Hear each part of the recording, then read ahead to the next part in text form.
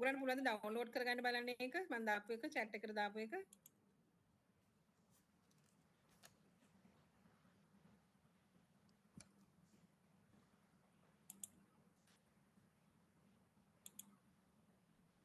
පුළුවන් වෙන්න. පුළුවන් නේ. හරි මට ෂෙයා කරන්න බෑ ඒක. මම දන්නේ මොන හේතුවකින්ද කියලා.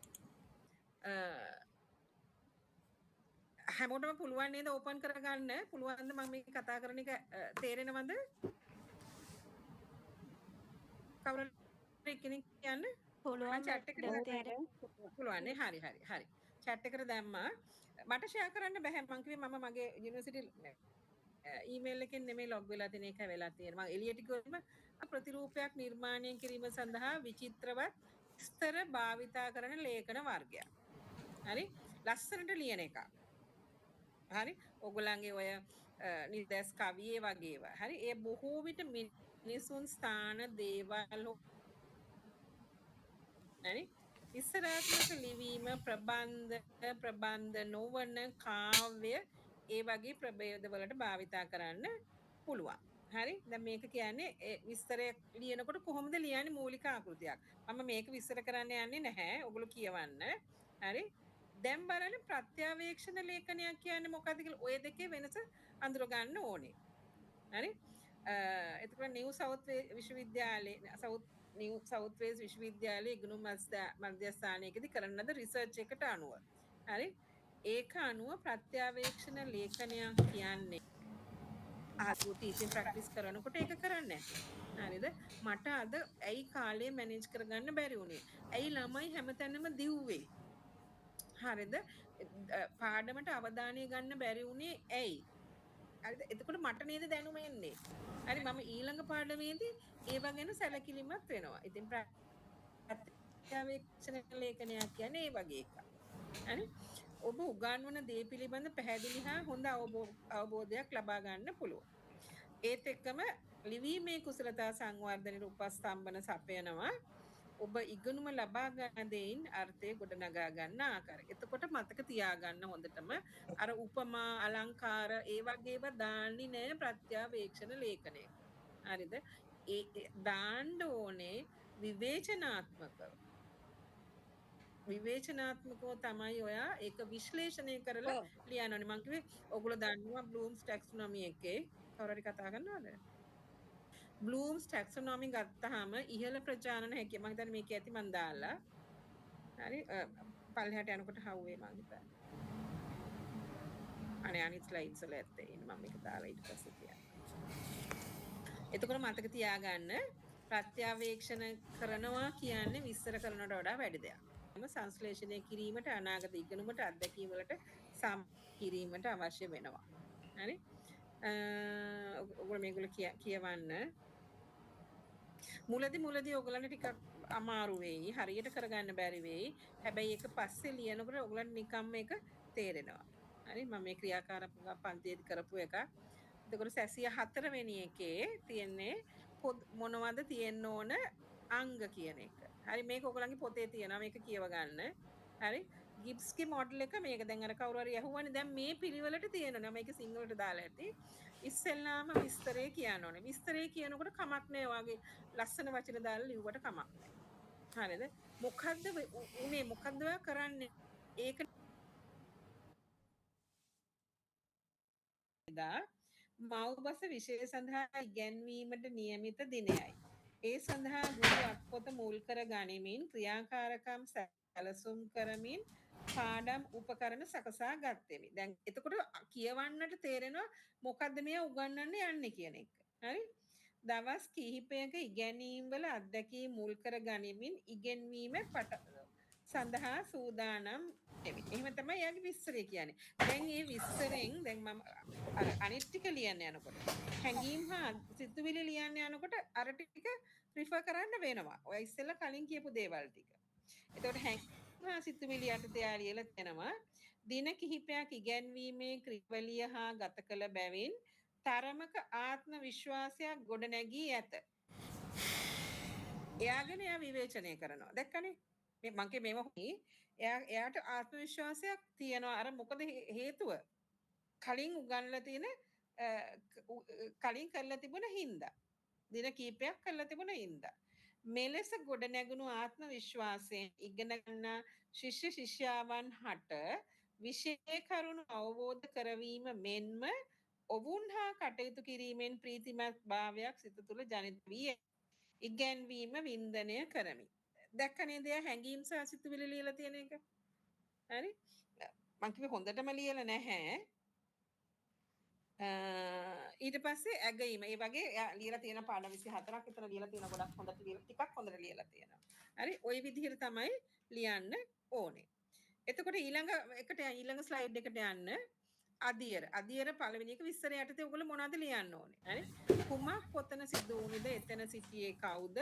ඔබ සහ අනෙක් පුද්ගලයන් කලේ මොනවද? මෙයා ලියලා තිබුණානේ විස්තර ටික. හරි? එම අවස්ථාවේ ප්‍රතිපක්ෂ ඔබ එතන සිටියේයි අන්න ඒ වගේ කරුණු තමයි විස්තරයට දාන්න ඕනේ. මේ විස්තරය මත තමයි මේ අනිත් ටික ලියන්න ඕනේ. නැත්තම් මොනවද කරේ කියලා අපි දන්නේ නැනේ කියවන එක්කෙනා. හරි? ඊට පස්සේ තමයි හැංගීම් හා සිතුවිලි ලියන්න ඕනේ. අර ඉස්සෙල්ල එක්කෙනා ඇහුවා වගේ මෙහෙම කොටුවක් ගහලා ලියන්න ඕනේ නැහැ. හරි? ඒක යටතේ ඡේද වශයෙන් ලියන්න.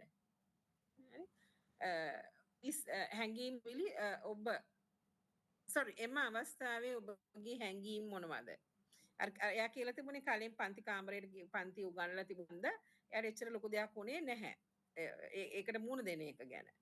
එම අවස්ථාවට පෙර හා පසු ඔබ කෙසේ කුමන හැඟීම් වලින් සිටියේද? ඔබ සතුටෙන් හිටියද? ඔබ නැත්තම් පශ්චාත්තාපයෙන් හිටන්න බැරි වුණාද කියන එක. හරි? එම අවස්ථාව පිළිබඳ අනෙක් අය අනිත් අයට හැඟෙන දේ නෙමෙයි. මේවා පොතේ තියෙනවා ඕගලන්ගේ. හරි? එම අවස්ථාව පිළිබඳ දැන් අනෙක් අය හිතන දේ කුමක්දයි සිතන්නේද? එම අවස්ථාව අතරතුර ඔබ සිතමින් සිටි අන්නේ වගේ ටික ලියන්න ඕනේ. ඊළඟට ඇගීම වලදී ඔයාගේ අත්දැකීම් පිළිබඳ යහපත් දේ හා අයහපත් දේ මොනවද? හොඳින් සිදුවේ මොනවද? හරියට කරගන්න බැරි වුණේ මොනවද? හරි? අනිත් අයගේ අපිට උදව් කරන්න කවුරු හරි හිටියයි දායකත්වයේ කොහොමද? ඔයා පිළිබඳ ඇගීමක් කරගන්න ඕනේ. හරි? ඊළඟ විශ්ලේෂණය. මේ තුන තමයි ඉහළ විශ්ලේෂණය වගේම ඉහළ ප්‍රජානන හැකිය. හරි? දේවල් හොඳින් සිදු වූයේ ඇයි? විශ්ලේෂණය කරන්න ඕනේ. ඔයා කලින් ලෑස්ති වෙලා ගිය හන්ද තමයි මේක හොඳින් කරගන්න පුළුවන් උනේ. අන්න ඒ ටික තමයි තියෙන්න ඕනේ විශ්ලේෂණය යටතේ. හරි? කරගන්න බැරි වුණා නම් මම ඒ සඳහා කලින් ලෑස්ති වුණේ නැති හින්දා තමයි මට ඒ දේ සිද්ධ වුනේ. හරි? ඒක තමයි විශ්ලේෂණය කරලා ලියන්න ඕනේ. හොඳින් සිදු නොවුයේ ඇයි? එම අවස්ථාව පිළිබඳ කුමන අදහසක් ගොඩනගා ගත හැකිද? එම අවස්ථාව අවබෝධ කර ගැනීමට මා සතු වූ අන් අය සතු කුමන දැනුමක් උදව් වේද? හරි? ඒ කියන්නේ ඒ පාඩම ගැන කලින් හොඳට ස්ටඩි කරලා ගියේ නැත්නම් මම ඒක කරගන්න බැරි වෙන්නේ. අන්න ඒ වගේ විවේචනාත්මකව විශ්ලේෂණය කරන්න ඕනේ. ඊට පස්සේ අන්තිමට නිගමනය කරන්න ඕනවා. හරිද? මොකක්ද අන්තිමට ඔයා ඉගෙන ගත්තේ ඒකෙන්? හරි? ඊට පස්සේවත් මං හරියට ලෑස්ති වෙලා යනවා කියන එක. දැන් ඕගොල්ලන්ගේ ගුරු පුහුණුව හරියට සිද්ධ වුණේ නැහැ කියලා ගොඩක් අය කියනවා. ඒ කියන්නේ හුඟක් ලොකු දැනුමක් ආවේ නැහැ කියලා. ඒක ගැන බය වෙන්න එපා. level 6 එකේදීත් ඕගොල්ලන්ට හම්බ වෙනවා. ඒ සඳහා ඕගොල්ලන්ට ගුරු පුහුණුවක් හම්බ වෙනවා. හරි? සම්බන්ධ වූ සෑම කෙනෙකුටම මේ ධනාත්මක තත්වයක් වූයේ කෙසේද? මෙවැනි අවස්ථාවක් හොඳින් පාලනය කරගත යුතුද? අන්න ඒ වගේ දේවල් තමයි නිගමනයෙන් ඔයා කරන්න ඕනේ. ඊළඟට කොහොමද? ක්‍රියාකාරී සැලැස්මක් හදා ගන්න ඕනේ ඊට පස්සේ. එමෙදීම නැවත කළ යුතු වේ නම් මා කුමක් වෙනස් කළ යුතුද? හරි? මට අවශ්‍ය කුසලතා මං සංවර්ධනය කරගන්නේ කෙසේද? ඊළඟ අවස්ථාවේදී මට වෙනස් ලෙස කටයුතු කළ හැකිදයි මා තහවුරු කරගන්නේ කෙසේ? ඔය ටික තමයි තියෙන්නේ. දැන් විනාඩි 5යි තව තියෙන්නේ. මම අනිත් එකත් පෙන්නන්නම්. ඕකෙම ඇති. පළමු උපාංගය අනිත් එක්කෙනාගේ ස්කෝන් D මොඩල් කියන එක්කෙනාගේ එයාගේ තියෙන්නේ කොටස් 3යි. උපාංග 3යි. හරි? කුමක්ද සිදුවීම කුමක්ද කවදාද කොහේද කවුරු සම්බන්ධ වීද? ඒතර පළමු මම එක්කෙනෙක් ලියපු එකක් කියන්නම්. හරි? එතකොට පළවෙනි එකට දාන්න ඕනේ කුමක්ද කියන එක එතනට දාන්න ඕනේ අර විස්තරේ ගොඩක් වෙලාවට. හරි මේ ළමයා ලියලා තියෙන එකක් මම කියවන්නම් 2023 9/11 වන අද දින ඉගැන්වීම් පුහුණුව ආරම්භ කරන ලද අතර ඒ අනුව පළවෙනි වසර සඳහා નિયમિત අක්ෂර මාලාව පාඩම නිම කිරීමට පාඩම් සැලසුම් සකස් කර පාඩමට පිවිසීම සඳහා නන්දා මාලිනියගේ අයන්න කියන ගීතය ශ්‍රවණය කිරීමට ලබා දීමට සැලසුම් කරන ලදී. අර විස්තරය තමයි පළමු උපාංගෙට ලියන්න ඕනේ. හරි? ඒක කියන්නේ ඔයා කරන්න හදන දේ ගැන අර ක්ෂණක එන්නේ ඉස්සෙල්ලා මොකද්ද කරන්න කියන එක කියන්න එපා. ඒක තමයි එතන කියන්නේ. මේ ළමයක දිනේ දාලා තියෙනවා. එයා කරන්න ගිය දේ ගැන කියලා තියෙනවා. කොහොමද කරන්න කියනවා. ඒ වගේ විස්තර දාන්න ඕනේ. ඊට පස්සේ දෙවැනි අවස්ථාව වෙනකොට තියෙන්නේ එසේනම් කුමක්ද? එහෙනම් මං මොකද්ද කරන්න ඕනේ? මේ ළමයා දාලා තියෙනවා ඒකට නියමිත වේලාවට පන්තියට පැමිණ ඉතා ඉක්මනින් ස්පීකරය ක්‍රියාත්මක කර පාඩම වෙත පිවිසීමට උත්සාහ කළෙමි. නමුත් මා විසින් එම ගීතයේ ජංගම දුරකථනය වෙත බාගත කරගෙන නොතිබූ අතර අන්තර්ජාලය හරහා එය ශ්‍රවණය කිරීමට සැලසුම් කර තිබිණි. එසේ වුවද එම අවස්ථාවේදී මට ප්‍රමාණවත් තරම් යම් පහසුකම් ලබා ගැනීමට අසීරු විය. එබැවින් ඉක්මනින්ම ප්‍රතිකාමරයෙන් පිටතට පැමිණ ගීතය බාගත කරගෙන නැවත ඉතා ඉක්මනින් ගීතය සිසුන්ට ශ්‍රවණය කිරීමට ලැබීමට කටයුතු කළෙමි. ඒකට තමයි කළා තියෙන්නේ දෙවනි උපාංගය යටතේ එසේනම් කුමක්ද කරන්නේ. අරක තමයි විස්තරය. එහෙනම් දෙවනි එක. ඊළඟට මොකක්ද?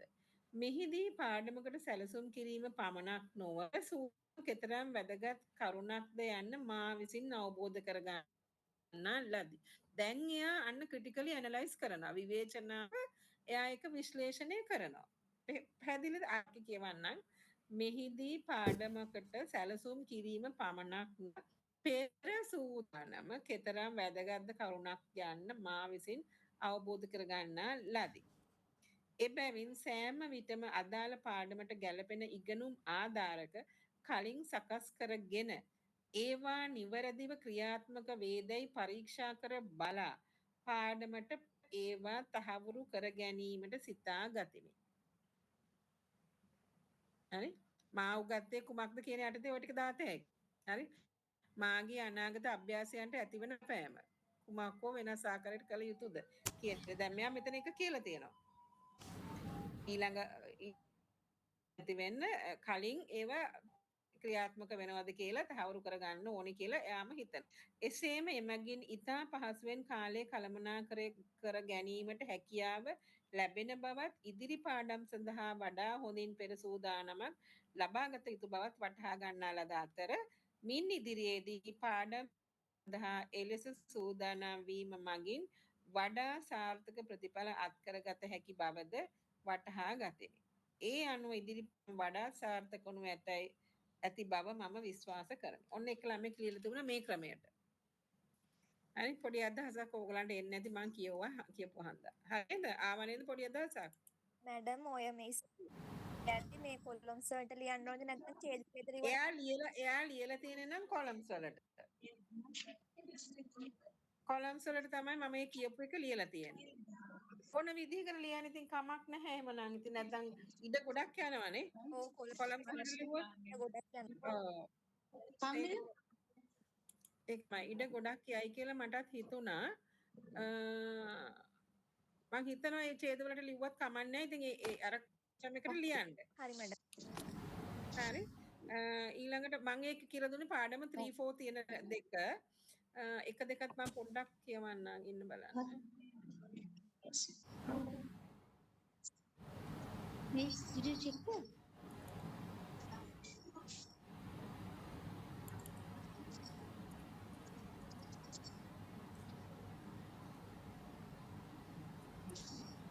Huh? Did you check at home?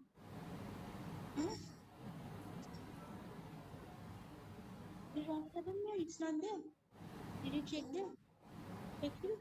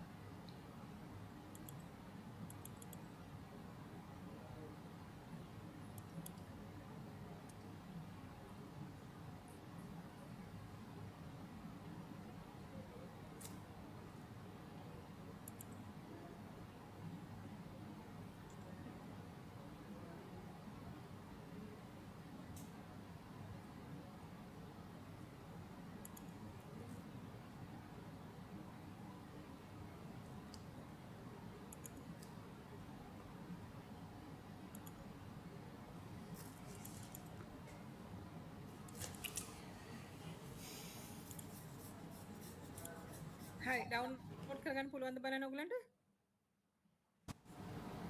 ප්‍රත්‍යවේක්ෂණය යනු අත්දැකීමක් විවේචනාත්මක විශ්ලේෂණය කිරීම එය ඔබට බලපා ඇති ආකාරය සහ ඔබේ නව දැනුම සමග ඔබ කිරීමට අදහස් කරන දේ ඇතුළත් වෙනවා. ස්ලයිඩ් එක 5 ආයෙත් දීලා තියෙනවා 6 කියවන්න ඕගොල්ලෝ. 8 වෙනි එක බලන්න පොඩ්ඩක් මම ඒක පොඩ්ඩක් විස්තර කරන්නම්. දැන් ප්‍රත්‍යක්ෂණයේ ලියනකොට අපි භාවිතා කරන්නේ ඉහළ ප්‍රජානන හැකියාව. අපේ අර දැනුම අර අවබෝධය එතකොට remembrance and අනිත් එක මොකද්ද?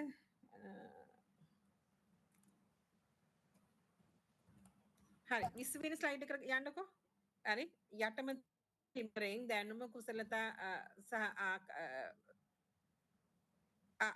රිමෙම්බරින් කියන්නේ දැනුම අන්ඩර්ස්ටෑන්ඩින් කියන්නේ ඔයගොල්ලෝ තේරුම් ගන්නවා කියන එකට ඇප්ලයි කරනවා කියන්නේ යොදා ගන්නේ කොහොමද ඇනලයිස් ට්‍රාන්ස්ලේෂන් ඉවැලුවේෂන් ඇගීම ක්‍රියේටිං කියන්නේ මේ 20 වෙනි ස්ලයිඩ් එක මම කතා කරන්නේ ක්‍රියේටිං කියන්නේ නිර්මාණයක් කරනවා කියන එක. එතකොට දැන් අපි පාවිච්චි කරන්නේ ඔය උඩ තියෙන ටික බ්ලූම්ස් ටැක්සොනොමි එකේ. හරි ක්‍රියේටිං ඉවැලුවේටිං ඇනලයිසිං. හරි එතකොට වහලක් තියෙනවා high order skills කියලා. ඒ කියන්නේ ඉහළ ප්‍රජාන දම් පාට නිල් පාට කොළ පාට දෙන පහළ ප්‍රජානන හැකියාව. එතකොට දැන් අපි ආමන්ත්‍රණය කරන්නේ ප්‍රත්‍යවේක්ෂණයකදී මේ ඉහළ ප්‍රජානන හැකියාව තුනටයි. හරි එතකොට මේ 20 වෙනි ස්ලයිඩ් එක ඒක තමයි මම මෙතන කියලා තියෙන්නේ. ස්ලයිඩ් එක ඕගොල්ලෝ 8 වෙනි ස්ලයිඩ් එක. හරි ප්‍රත්‍යවේක්ෂණයේදී අපි භාවිතා කරන්නේ ඉහළ ප්‍රජානන හැකියාව. ඉහළ ඒවා මොනවද අපි භාවිතා කරන්නේ විශ්ලේෂණය කියන දේ. විශ්ලේෂණය කියන්නේ අපි ඉගෙන ගත්ත දේ කුඩා කොටස් වලට වෙන් කරගෙන ඒ අතර සම්බන්ධතාවය දකින්නට. හරි විශ්ලේෂණය කරන දැන් අපි තුන් ඔය පන්ති කාමරේ අද උගන්වපු දේ හරි ඒ කුඩා කොටස් වලට කඩා ගන්න ඕනේ. ඔයා හරියට කරාද? ඒ කියන්නේ පාඩමට පිවිසීම හරියට කරාද? එතනදි වැරදුනේ කොහොමද? ඒක මගේ මේකට උදව්වක් වුණාද? ළමයි ඒකෙන් වෙන ප්‍රශ්න ඇහුවද? අන්න ඒ වගේ පොඩි පොඩි දේවල් කොටස් වලට කඩාගෙන විශ්ලේෂණය කරනවා කියන්නේ ඒ අතර සම්බන්ධතාවය දකින්නට. හරි? සංශ්ලේෂණය කියන්නේ සම්බන්ධතාවයක් ඇති පරිදි මෙම කොටස් නැවත එක්කර අලුත් අර්ථවත් නව සමස්තයක් ගොඩනැගීම.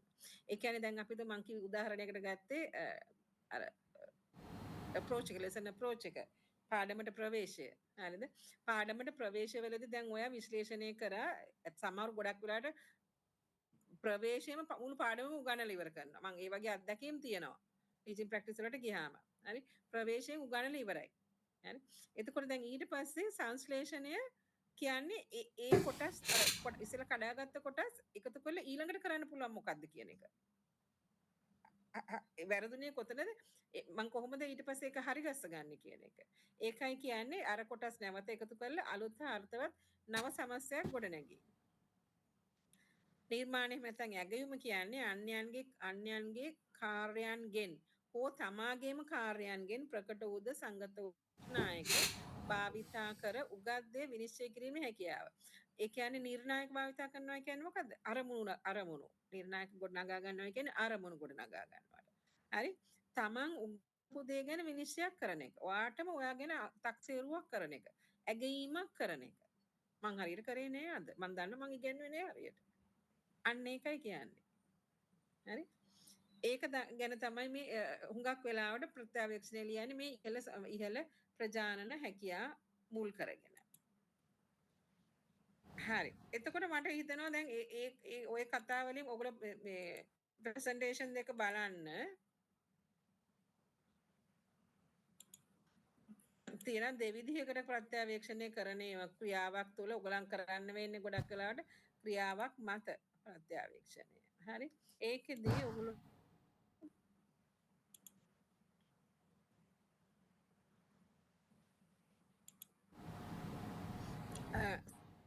අත හරි ඔගොල්ලෝ කරන්නේ ගොඩක් වෙලාවට මෙන්න මේ ප්‍රත්‍යවේක්ෂණය 17 වෙනි ස්ලයිඩ් එක ඒ කියන්නේ ක්‍රියාකාරකමක් සම්පූර්ණ කිරීමෙන් පසු හරි එතකොට ගුරුවරයා මෙන්න මේ වගේ අවස්ථාවක් ආවොත් ගුරුවරයා ඉගැන්වීම් ක්‍රියාවලිය සම්පූර්ණ කිරීමෙන් පසු ගුරුවරයා ඇසූ ප්‍රශ්න පිළිතුරු දීමට හැකියුවේ සිසුන් කීප දෙනෙකුට පමණි හරි එතකොට දැන් ඔයා ඉවර වෙලා උගන්වලා ඉවර වෙලා පන්තියෙන් පස්සේ ආපහු ඒක ආවර්ජනය කරනකොට. හරිද? එයාටම තේරිලා තියෙන්නේ එයා උගන්වලා තියෙන්නේ ගොඩක් වෙලාට න්‍යායාත්මක පැත්ත බවත් ප්‍රායෝගික පැත්ත ගැන අවධානය යොමු කරලා නැහැ. ඒ කියන්නේ ශිෂ්‍ය සහභාගීත්වය සලකලා නැහැ. ඒකට එයා හිතා ගන්නවා ඊළඟ සතියේ ඔහු තම ඉගැන්වීම් ප්‍රදේශය වෙනස් කර ක්‍රියාකම් හඳුන්වා දෙන ලදී. එවිට සිසුන් ක්‍රියාකාරීව සහභාගී වනු දක්නට ලැබේ. ඒ 17 වෙනි ස්ලයිඩ් එක. ඔය ටික තමයි දැන් මම උදාහරණ දීලා තියෙනවා. පොඩ්ඩක් ඔය ප්‍රසන් දෙක කියවන්න. හරි. එච්චර තමයි මට අදට ඕගලන්ට උගන්වන්න වෙන්නේ. හරි නේද? වෙන ප්‍රශ්න තියෙනවා නම් අහන්න බලන්න. පොඩි විනාඩි 3ක් 4ක් දෙන්න. ළමයි බලාගෙන ඉන්න. සබ්ජෙක්ට් එකක් තෝරගන්න පුළුවන්ද නැත්නම් ක්‍රෙඩිට් 5 සබ්ජෙක්ට් එකක් තෝරගන්න පුළුවන්? මොකද? අපිට කැමති සබ්ජෙක්ට් එකක් තෝරගන්න පුළුවන් ඩේ ස්කූල් වල ලියද්දි. ඔව්. ඔව්. ඔයගලන් ඕන එකක් ලියන්න. ඒක නේද අහන්නේ අර මොන විෂයක්ද කියන එක නේද? Recording in progress. තියෙන එකක් ඕනේ නැද්ද?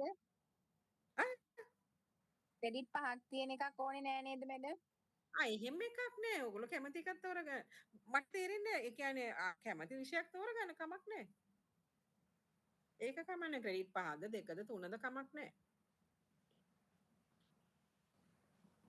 අර කවුරු හරි ඉංග්‍රීසි එක අහනවා මම බලන්න මම හිතන්නේ මම Madam, ඔව් කියන්න.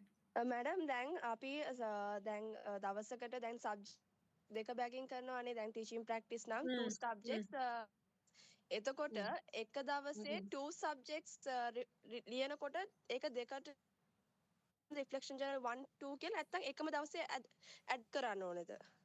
අය කියන්නකෝ. ඒ කියන්නේ madam, can I say it in English? So like in every day we like I am doing I did grade 3 two subjects. Okay. So then can I write those two subjects in two different reflection journals, or should I write in one reflection journals like per days? Now I told you I brought one of the girls the reflective journal. But the Yes. problem is they have used only one subject because she has done only language, Yes. right? So now you're teaching language is a language and maths in one Yes. day, Yes. right? So then your teaching period is 20 days. Yeah, 20 days. Right? Yes. So 20 days is not enough for one subject. For I'm just yeah. So 20 days for two subjects, like two periods. no, she has done maths also. Yes, she has done maths also. You can do it. Yes. So like for write two reflection journals Yeah, you did also, singular right? or Because you did the language and subjects maths. are I did maths and environmental studies. Can do. Okay, madam. Okay, Thank okay, you so okay. much. Otherwise not. When this මේ ළමයා භාෂාවත් කරලා තියෙනවා ගණිතයත් කරලා තියෙනවා. Yeah. Okay. Yes. Yeah. Okay, thank you so much. Okay. 9:30. Yeah. තව මොනවා හරි ප්‍රශ්න තියෙනවද? මේ අයිඩියා එකක් ආවද දැන් ලියන්න. හැබැයි මං කිව්වේ අර බොරු කරන්න එපා. ඔයගොල්ලෝ කරපු දේවල් බලනවා අපි. හරි. මම මැඩම් ලෙවල් 6 හරි. මැඩම් එතකොට අපි ටීචින් ප්‍රැක්ටිස් කරන් දැන් ලෙවල් 6 වල එතකොට ඒ දිනවල ලිව්වට කමක් නැද්ද? ඔව් කමක් නෑ. ඒක හැබැයි අර within that period එකේ දාගන්න කොහොම හරි. එහෙම එකම period එකේනේ දෙගොල්ලම පටන් ගත්තේ නේද? ඔව් මම පටන් ගත්තේ මේ ජනවාරි අන්තිම. නෑ කමනවා පටන් ගන්න දවසක දාන්නකෝ කම නෑ ඒකට. හරි මැඩම් thank you. හරි නේද? වෙන මොන හරි ඒ හදපු එක මේ ෆොටෝ එකක් වගේ දාන්න පුළුවන් වේද? මොකද? ඒ හදපු එක ෆොටෝ එකක් වගේ අපිට පුළුවන් වේද? ළමෙක්ගේද? ඔව් මැඩම්. එතකද? ඔව් මැඩම්. ඒක අයියෝ මේ මොන පිස්සු දාන්නේ මේකේ මම ෆොටෝ අරන් කොහෙද ඕනනම් එන්න යුනිවර්සිටි මේක අරගෙන යන්න මම අරගෙනවල දෙකක් දෙන්නෙක්ගේ ඔය දෙකම පෙන්නන්න. එන්න යුනිවර්සිටි පොඩ්ඩක් මේක බලන්න පුළුවන්. හැබැයි ෆොටෝ ගන්න නම් දෙන්නේ නැහැ. ඔයගොල්ලෝ ලියාගෙන යන්න ඇවිල්ලා. ඔව්. page එක පුළුවන්. අයියෝ ඒ ළමයා දාපු එක කොපි කරන්න එපා නේ. ළමයාගේ ෆොටෝ එකකුත් තියෙනවා. හරි මයාගේ ෆොටෝ එක දාලා තියෙනවා. හරි ප්‍රත්‍යවේක්ෂණ ජර්නල් කියලා එයාගේ ෆොටෝ එකත් එක්ක ළමයි ඉන්න ග්‍රාෆ් එකක් black and white එකක්. ඊට පස්සේ ආ කෝස් කෝඩ් දාලා තියෙනවා. EPU 4.3.3.5 ප්‍රාථමික අධ්‍යාපනය පිළිබඳ ගෞරවාදී වැඩසටහන 4 වන මට්ටම ශ්‍රී ලංකා විවෘත විශ්වවිද්‍යාලය මහනුවර අම්මා මේ ළමයා මහනුවර ළමයි. එතකොට ලියා දාලා එයාගේ නම දාලා තියෙනවා. හරි පළවෙනි පිටුවේ ඊළඟ පිටුවේ යා ලියලා තියෙනවා ලස්සනට පින්තූරයක් අලවලා තියෙනවා ළමයි ටිකක් එක්ක ප්‍රත්‍යවේක්ෂණය කියලා දාලා ප්‍රත්‍යවේක්ෂණය යමු කියලා එයා මේ නිර්වචනයක් දාලා තියෙනවා මූන් කියන එක්කෙනා කියපු එකක් හරි ලස්සනට එයා ප්ලැටිනම් වලින් ලියලා තියෙන කලර්ස් දාලා ඊළඟ එකේ ප්‍රත්‍යවේක්ෂණ එයාගේ ප්‍රත්‍යවේක්ෂණ මම අර ඉස්සෙල්ලා කියුවේ කුඩා මල්වැනි පූදිනා දරුවන්ට අත්පොත් පළබර පිය යුතු බවට සෑම දිනකම අලුත් අතු ඉතිද ශක්තිමත් මූලයන්ද සුවඳ මල්ද රසවත් ඵලයන්ද වැඩිය යුතුය. ඒ සඳහා උපකාර කරන මෙම අදහමග බැඳෙමි. ක්‍රියාව තුළ වැඩෙන බව අත්දකිමි. සියලුම දෑස් පැදූ ගුරුවරුන්ට ස්තුතියි. තෑන්ක් කළා එකේ. right ඊට පස්සේ ආයෙත් යාගේ ෆොටෝ එකක් දාලා දෙනවා ළමයි ඉන්නවා ප්‍රයිමරි ළමයි ටිකක් එක්ක ඉන්නේ ලස්සන ළමයි ඊට පස්සේ තමයි යා පාරන් තියෙන්නේ ඊට පස්සේ අර මේ පටුන දාලා දෙනවා පටුන කියන්නේ ප්‍රත්‍යවේක්ෂණ මම අර දැන් ඉස්සෙල්ලා කිව්වේ ඒක දාලා තියෙනවා පේජ් එකෙන් පේජ් එකට නම්බර් කරලා තියෙනවා හොඳට කරලා තියෙනවා ඉතින් අර වැරදි තැන් ඉතින් අපි කවුරුත් 100ක් පර්ෆෙක්ට් අය නෙමෙයිනේ හරිද ඉතින් කමක් නෑ ඒ විදිහට ලියන්න. තනි රූල් පොත්වලද මැඩම් ලියලා තියන්නේ. ඕන පොතක ලියන්න. තනි රූල් කොඩ රූල් හරි ඕන විදිහට ලියන්න. ඔව්. සාක්ෂි ඉදිරිපත් කරද්දී එක සාක්ෂියක් ඉදිරිපත් කරාම ඇද්ද දැන් අනේ දාන්නේ දෙක තුනක් දාන්න ළමයිත් එක්ක ඉන්නවා දාන්න ෆොටෝ අරන් දාන්න. එතකොට ඔයා කරපු අපි හිතමු දැන් ළමයා දාලා තියෙන ක්‍රියාපද සහිත කාඩ් පත කියලා ලියලා. සහන් පාඩම් කරනවා නංගි මල්කවා අම්මා බත්තු වෙනවා අන්න ඒ වගේ. right එහෙම දාන්න ටිකක් විස්තර. නැත්තම් ඉතින් ඕවා මේ අපිට විශ්වාස කරන්න බෑනේ මං කිය ඕගොල්ලන් නම් විශ්වාස කරන්නම බැරි ළමයි. මං කිය මම බැලුවනේ ඕගොල්ලන්ගේ assignment. හරි අමූලික බොරු කරලා තිබුණා. මැඩම් අපි ඔව්. හදාගත්ත ඉගෙනුම භාවිත කරන්න පුළුවන්ද මැඩම් සාක්ෂි විදිහට? ඔව් පුළුවන්. මැඩම් අපි ෆොටෝස් එකක් දානවා නම් ළමයිගේ මූණ පේන්න දාන්න බැයිද මැඩම්? අන්න හරි. බෑ. මොනවල් වලට වැහෙන්න මොකක් හරි එකක් අලවලා ස්කෑන් කරනකොට කරගන්න පුළුවන්. ඔය ලස්සනට ස්කෑන් කරලා දාන්න කියලා මං කියන්නේ මේ පිළිවෙලක් තියෙනවා ඒ කියන්නේ ඒකයි. පුළුවන්. හරි නේද? දැන් අනිත් කට්ටිය එළියේ ඉන්නවා. හරි. මං එහෙනම් මේක ඉවර කරන්නද මේ සෙෂන් එක?